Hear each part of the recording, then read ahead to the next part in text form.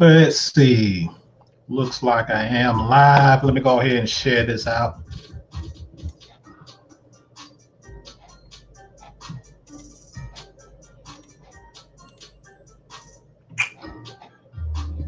Let's see.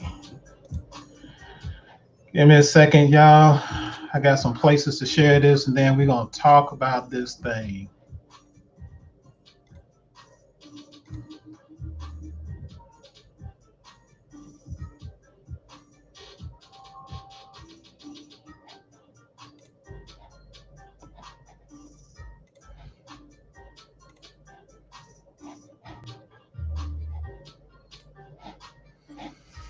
All right, what's up, my peeps out there? I hope y'all had a awesome Monday. I hope it was productive.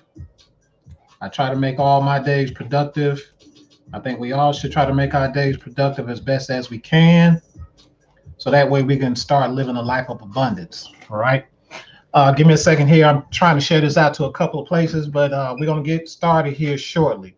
But I'm going to talk about, y'all see the title, okay?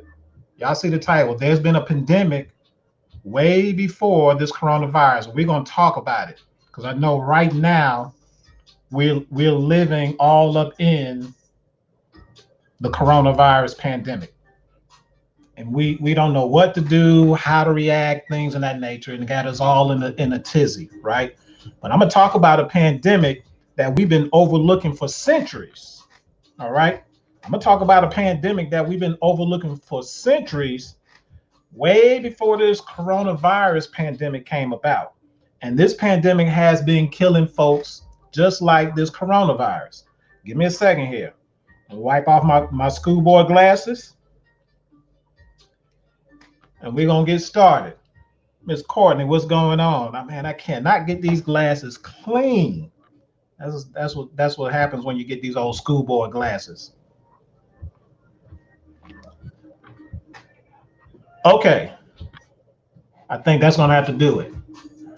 All right. For those who don't know me, my name is Cedric Jenkins, founder and creator of Your Money Matters. Your money matters because of the fact we get up each and every day to earn it. You have a right to keep it. But what's happening is millions and millions of folks nationwide are not keeping more of their money because of the fact of what they don't know. All right. They try to solve it by doing what the government do, and that's just putting money on it, right? Meaning you go work an extra job, you working overtime, you just go and work, right? But it's not about how much money you're able to make. It's all about how much you're able to keep.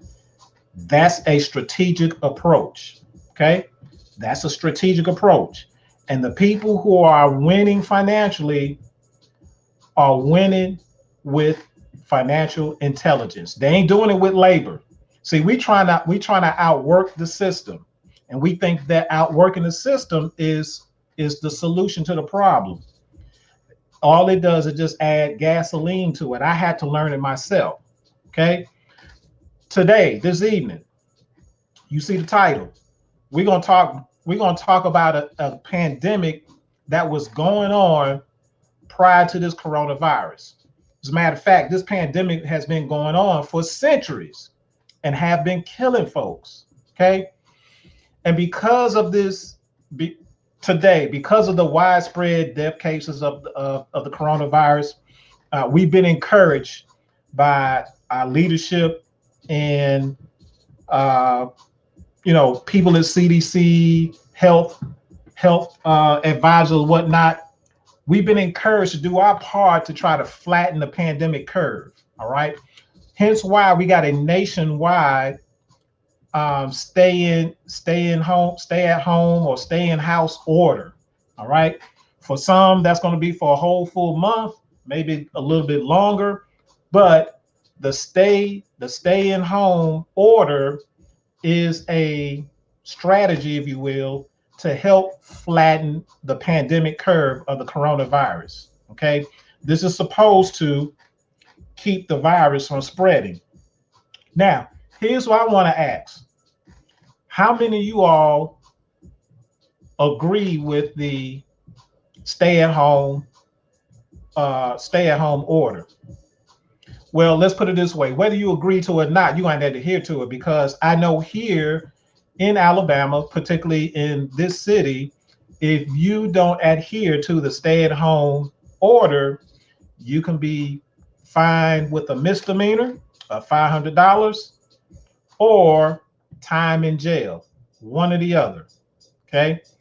So I'm quite sure if everybody else is in this same stay-at-home order, you probably have those those orders in place, right?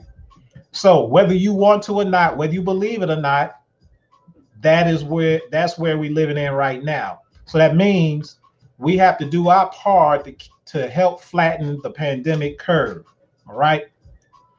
Now let's talk about a pandemic that's been widespread, causing wreaking havoc for centuries, way before this coronavirus. Okay, there's a pandemic that was widespread for centuries, way before this coronavirus, and that is the economic inequality virus. Hear me out. This pandemic, the economic inequality virus, has been a pandemic for centuries. There have been millions and millions of cases where this is killing folks financially, slowly. Okay. It's not killing them physically, but it is killing them financially. All right. And because of the fact that it's killing them financially, they're not living the American dream, so-called. Okay. Everybody has their own definition of what the American dream is, right? So you hear me talk about it all the time, or you have been in the past couple of days, about this stimulus check. All right. This stimulus check is not new money. We tend to think it's new money, but it's money that's being borrowed. Okay. That's being issued out to the taxpayers and the business owners. Right. Now, here's the thing.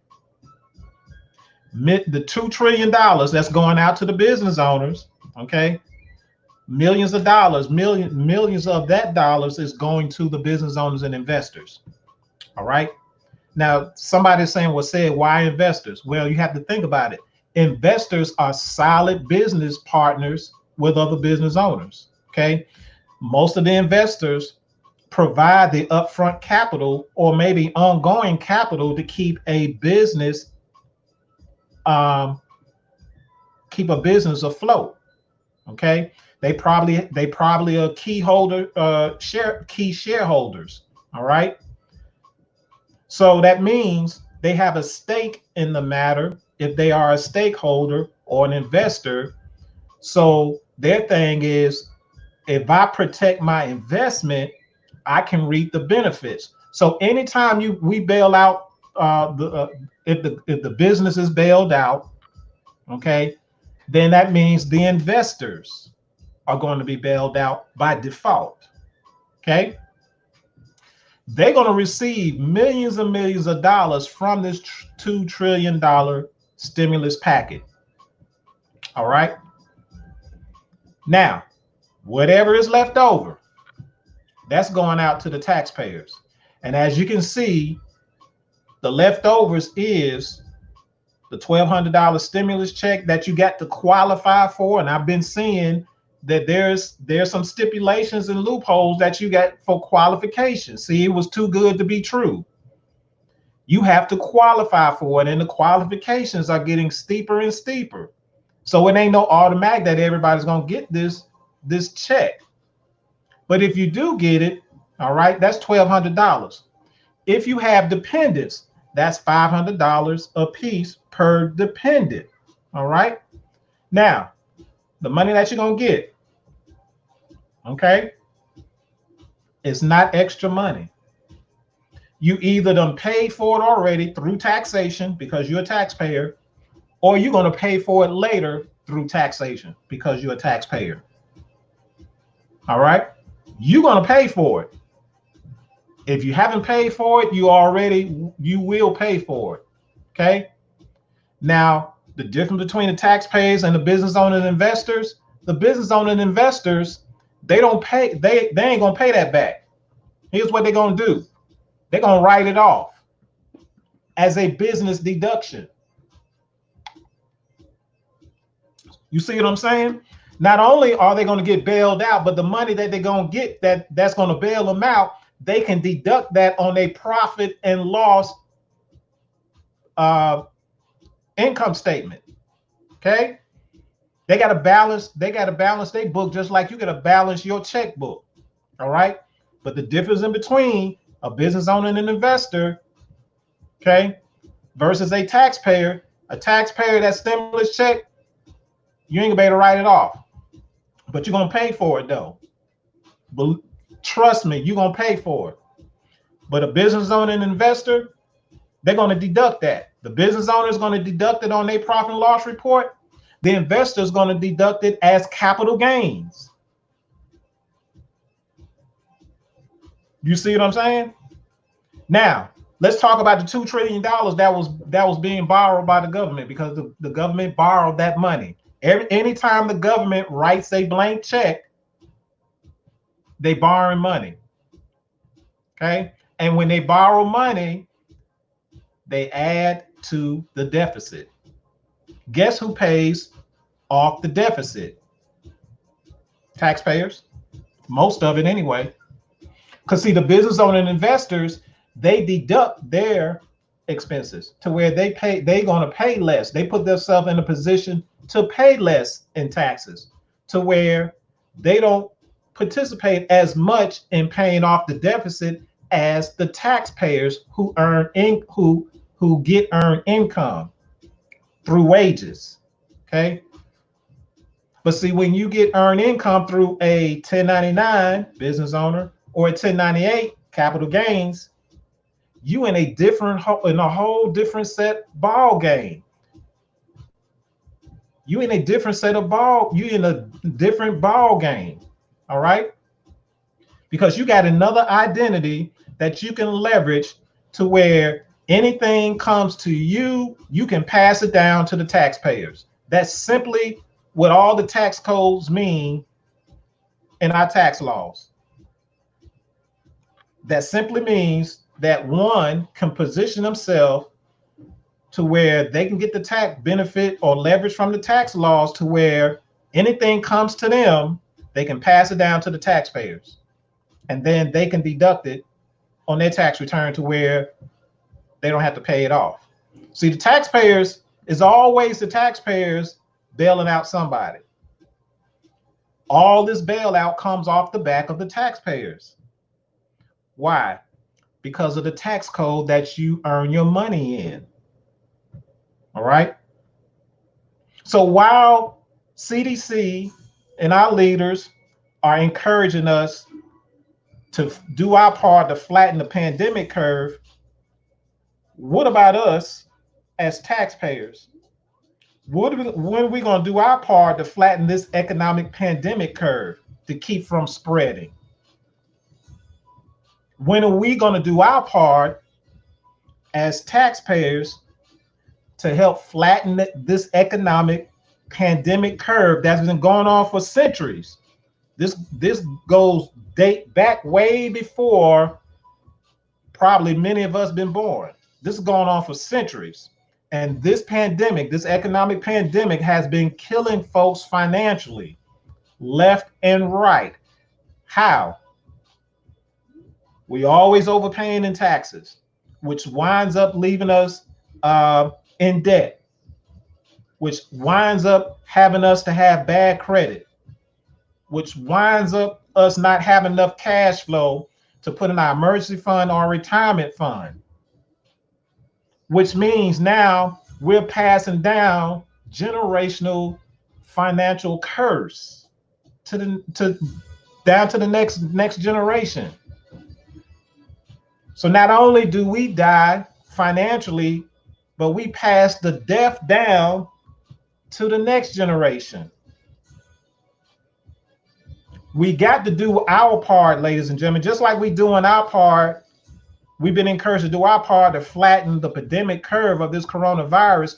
We damn sure got to do our part to flatten the economic pandemic curve for our finances. It's been widespread already. What are we going to do? What are we going to do to flatten the pandemic curve? Are we really trying to flatten the curve? To be honest, are we really trying to flatten it?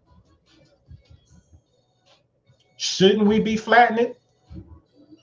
But I'm here to tell you, the coronavirus is not a new virus. It's not a new virus. Yes, there are cases to where people are catching it. There are cases people are dying. Definitely so. But I'm also here to tell you there is a virus that's been happening way before the coronavirus that's just as deadly, and that is this economic inequality virus. When are we going to fix that? It is time to fix that because this economic system is about to go on a reset. And most of us who are not trying to do our part, because there's been enough encouragement out there that's been shared to a lot of folks to say, let's do our part to flatten this economic pandemic curve so that it keep it from spreading. The question is, are we really trying to flatten the curve? If not, it's time. If we don't, we're going to continue to suffer from this virus. And I'm not talking about the coronavirus. Okay? I'm not talking about the coronavirus. I'm talking about this economic inequality virus. This is before Dr. Martin Luther King, hence why he talked about it 50 years ago. He knew it. It happened 50 years before him. That's why I said it's been happening for centuries.